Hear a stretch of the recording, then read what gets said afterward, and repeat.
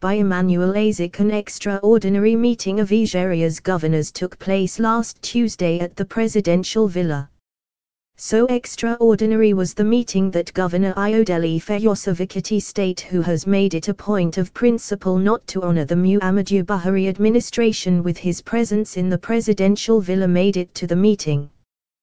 The previous week, when the governors decided to violate the constitution by appropriating $1 billion from the excess crude account of the federation, Governor Fayose was as usual absent.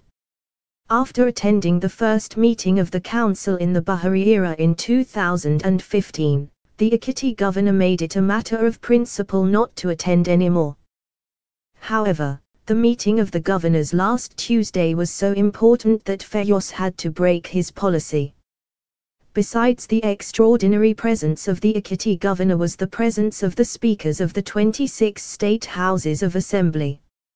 It was to emerge that the extraordinary meeting had to do with the ongoing amendment of the constitution. The panic of the governors apparently had to do with the proposal to grant autonomy to the local governments as envisaged under the amendments pushed through by the National Assembly.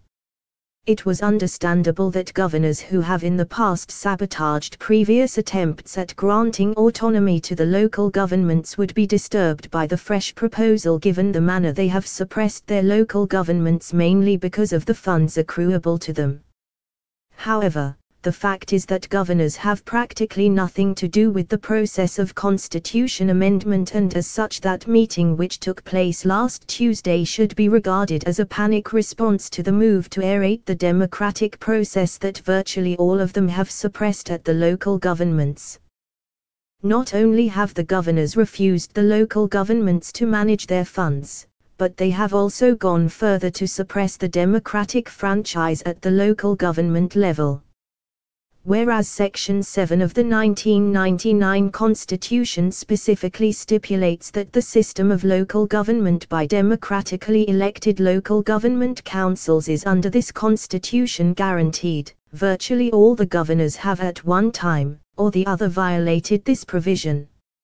Section 7 makes it an abomination for caretaker committees or sole administrators to be appointed for local governments.